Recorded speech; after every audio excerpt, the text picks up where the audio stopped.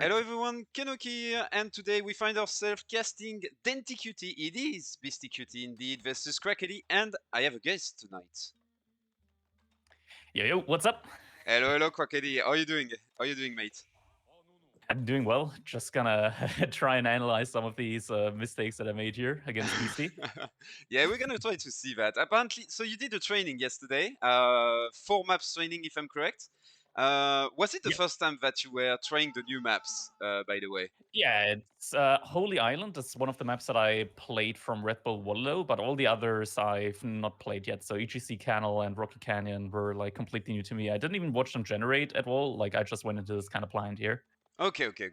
Yeah, they're extremely specific on top of that. Like, I feel very specific maps. I really think Rocky Canyon has some potential with trade across the map, basically, but we'll have to see. I really like those new maps overall with a lot of action in the middle of the map, basically. Um, but yeah, so Ottoman versus Abbasid.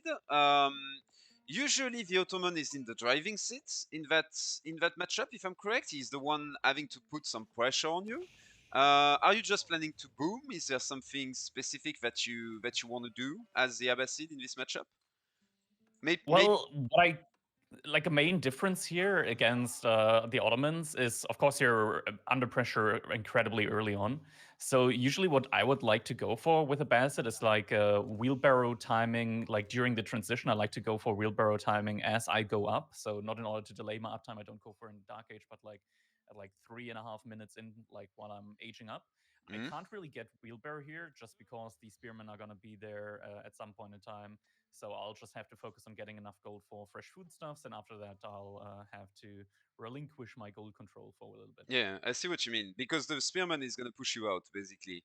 One thing that is Yep. gonna change with the new patch, by the way, is goal control is gonna be even more important for the Abbasid in the early game, since they have one Mhm. more technology to go through. So that's gonna be interesting. I think to see how Abbasid player adapt to that, basically. So yeah, we can see the first spearman is finally coming out of the school, the military school. It is coming straight towards your base. You are going for the eco wing. Nothing really new under the sun on that point. Before pub changes, I don't think there is a lot of reasons to go for anything else. Maybe trade wing on certain cases, but yeah. We, I we, have, think we have that seen some Culture Wing might, culture wing on water yeah, map. like Yeah, yeah, true. Fast Castle Age might be the way to play this year, just because, like, currently I think that Ottomans probably have, like, next to English, the strongest H2 Oh yeah, for army sure. that they can make. Yeah. So English are special because they have like their men at arms, and they're really strong with their men at arms and their sustained food economy as well. Um, oh, that was really nice, perfect 125 gold there for fresh foodstuffs. Pro player, pro Um, player. but yeah, I think like as a bastard, you definitely have like the weaker army. Your main benefit, so to say, is like the mass that you can produce with Yeah, them, like because you spend less food obviously on your villagers and you scale better with that I, second TC. But I think against the Ottomans, like what I, it's a little bit of a spoiler, but what I took away from this game is that if I don't have any food control outside of my first yeah, berry patch, I'm you dead lose. if I go for a second TC. I'm Yeah, just yeah, yeah, dead. yeah. Of course, because like so, just to add some context to that, the Ottoman player is going to make a lot of archers. Basically, he's going to make archers and sipais.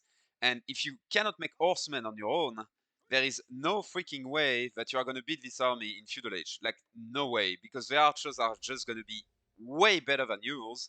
And at that point, it's Mhm. going to be really hard. So yeah, food control is really important. We can see here if you can drop a second TC here, that's really good. You have 2 food sources. Are you gonna go for that? Are you gonna go for the safe play, like right here in between the two wood lines? We'll see. Next to a gold as well. We'll see what you are going to go for, but like there, securing both the stone, the gold, like everything will be pretty ideal. I believe Mhm. you are going to go for an archer first. Okay, very standard. Yeah, For just now, trying to no real get gold deviation. Yeah. control back there. Yeah. Yep. Okay. Are you Thing gonna is go that for a second I'm TC? yeah, I'm Okay. 100% gonna go for a second TC. We see the mining camp getting dropped right now, a little bit delayed because of that spearman being there, but now I can just like retask some Zone him villagers out. to go for Yeah. that stone outcropping there. What I learned in the past, or rather what I've experienced, is that if I place my town center too aggressively, like if I would have placed it forward on that berry bush, on that Yeah, huntable deer, it's like a prime target for that of push that the course. Ottomans like to do. Yeah, and that's actually the way that I found myself losing a couple of times in the past against Ottomans. So in this case, I placed it a little bit more defensively, but I think that's also the wrong way to do it. I think probably the best thing to do is to place it aggressively, like forward on those food sources, but then just try your best to defend it a little bit more. Maybe go for Yeah, some extra outposts around it with some placements. yeah. I I think was that's going. probably the only way to really hold that push from the I, Ottomans. yeah, I was going to say if you do not go aggressive, you're gonna die anyway because of basically exhaustion. Like you're not gonna have the resources required in order to hold. So I really think you should go forward. Maybe like if you see a TC from the NTQT from the Ottoman side, maybe go for a TC in between your gold and your stone, and then go on the food. But there is no real way you can get that information right now. And Ottoman are a bit weird because they can very easily transition into a second TC if they want to because they are already on stone. So it's like Hmm. it's very hard to read them in that sense. So we see now a small pressure coming. You haven't meant yeah, your spearman is not out yet, but you have enough stone and you are going to plant it just next to your first TC. So, like as Crackedy said, this is safe, but the problem is like he's not securing any resources with this. Maybe place it on the gold a bit more forward, maybe in between the two wood lines and the gold that is on the north side of your base, for to at least secure something. But here it's too safe, I would almost say. Maybe the berries and the hunt is not the correct choice either. Like we don't know, but yeah, like this one feels a bit too safe. I Yeah. understand where you are coming from though. Like it's really hard to. Little engagement at the front of your base, so spearmen are lacking a little bit, but that's fine. The CPAs are gonna get pushed back, and at the end you just lose a spearman, and the attack is pushed back. That's the first meta we can see, meta timing with the meta drums being on. Hmm. So he's planning to go aggressive. Clearly, at this point, you know it. You perfectly know it. So where is your scout? That's the big question that I'm asking myself. It's in your base, okay. And I think at this point you are not. Are you going to try to go and check what he's producing? What is this follow up, or do you just assume and you stick to your base basically? Well, the I kind of do. I kind of try to do both. The thing is, because he has Okay, Sipahi and his scout forward as well, it's really hard exactly. for me to like go out with my scout. I can't like you see, I got like Yeah, waypoints set exactly. up, and I have to cancel them every single time because I see the Sipahi is there. I can't go out with my scout, so he's doing like perfect vision denial here against me.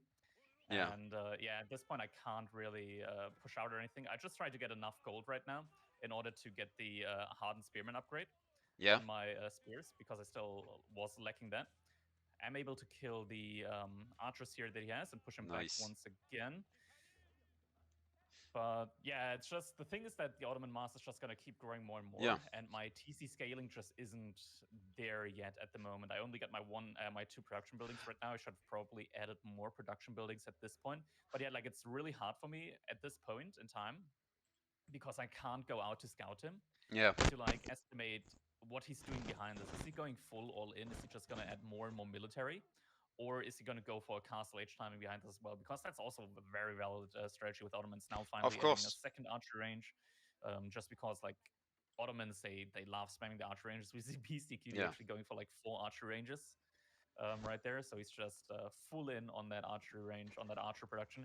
That's like a really scary thing because with the matter, they get like plus 15% attack speed. These yeah. archers have like insanely fast attack speed, 1.4 second attack speed. My normal archers have 1.62 attack speed. And So they that's cast a pretty big difference there. they kite better as well. One thing I like to see from you is that palisade wall at the back. I'm not sure that going full around the wood line. Maybe go for the economy at this point, of the wood. If he goes for a cut through, like I would almost say fine.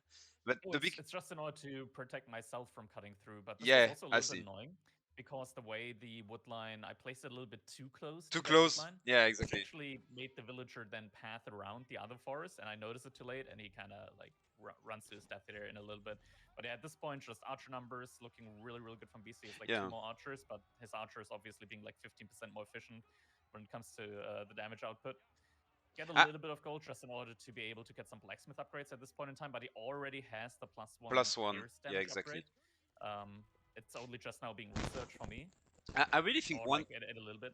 I really think one thing that is missing is an outpost at the front, like just one outpost at the front with our Yeah, slits, because like basically you are ahead in villager. We can see you can sacrifice 5 villager into the outpost, not gathering every time he's pushing, and that way you push back the archers. Like sure, the mm, cipais can push through the outpost, but the archers cannot. Like they are gonna die, and so it makes it a lot more awkward for your opponent to push in.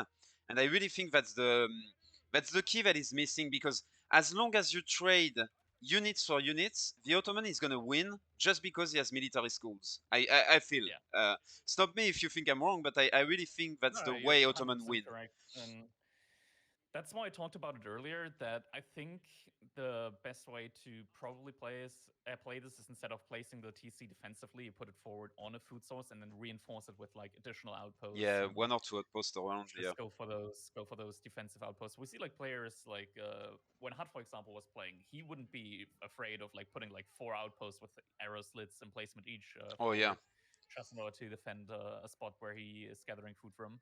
I did cast a game from BeastyQt. The guy, like he made like 30 outposts, all with cannon in placement in Imperial Age. And before that, like all his defense was based on outposts. Like that's a bit Yeah, extreme of an example, but it really goes to show how effective it is. Actually, like it's pretty insane when you think about it. And so here we have a trade. Once again, as there is no outpost, you're gonna get out traded. And the big thing is not really that you are gonna get out traded, but you're gonna get outmassed afterwards. That's the big thing to yeah, understand. Is that the yeah. Ottoman player can afford a ram here, and that's not an issue for the Ottoman player, basically, because he's A funny outmassing you. thing at this point, I was like, dude, please tell me that you don't have a second TC behind this. And he was like, joking, nah, I have 3. And as Yeah. soon as he said like, nah, I have 3, I actually took it seriously. I was like, okay, shit, I'm dead. Ah, GG. Yeah. But I would have been dead there anyways, just because the Yes. mass was so great. The Yes. difference is huge. I have 3 archer ranges. He's been producing nonstop out of 4 archer ranges. He has the matter in there, the 3 military schools. There was no point for me to come back. And I think, yeah, it's just a case of b- using more defensive emplacements there. Just outposts with arrow slits probably would have been the way to play this. Just get a bigger defense going there.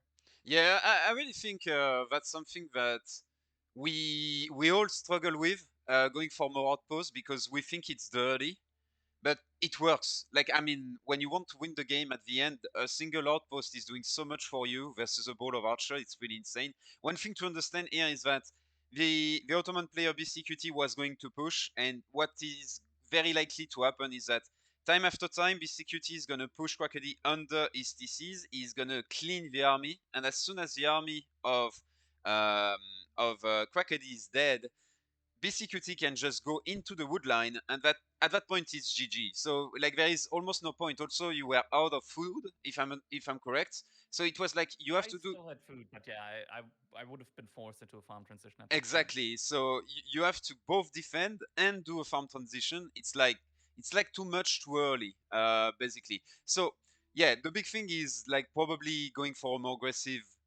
aggressive TC and don't be afraid to be lame. Like I really think that's a trend amongst good players. They don't want to lame with outposts, but it really works. Like it's pretty insane. It's pretty Yeah, I insane. find a lot of players complaining about the way I used to play with like lots of walls, lots of defensive outposts and stuff like that, and I tried to go away from that. But I think in the current meta, it's probably It's way too strong. best to just stick. Yeah, it's Yeah. best to just stick with that. You can actually check out another game that I played against BC on the ranked ladder just a little bit after that, Okay. Okay. where he basically went just naked Imperial Age with HRE, Yes. and then just started Yes. spamming bombard towers. Yeah, like that's exactly the strategy he was practicing for Golden League before they changed the cost of emplacements. And I was like, okay, so this strategy worked because people like let Beastie go to Imperial, pretty much, quote unquote, because it's not that easy to stop Beastie from going Imperial, but he opens a window that he quickly closed thanks to emplacement. And I really think that's something that we are going to see continuing after Golden League, and even if Castle are allowed, because it works. Like transitioning into Imperial and going for cannon placement is actually really strong, and yeah, that's probably something that we are gonna keep seeing after Golden League 2, and when people will be able to place castle and stone walls into competitive games. By the way, so you are playing this afternoon. Um, Yeah. are the rules no stone walls, no keep, or is it like ladder Oh, rules? that's only for later rounds. Okay, okay. Yeah, I wasn't sure for the qualifier. So qualifier has no specific rule. Let's go. Basic ladder rules, if I'm correct. Perfect, perfect. Yeah. Okay, thanks a lot, Crackedy. I'm gonna leave you back to your training. Good luck for this afternoon. I'm probably gonna cast your games because we are a Crackedy fan club out here, and yeah, I wish you good luck. Thank you, man. See you. Bye bye. See ya.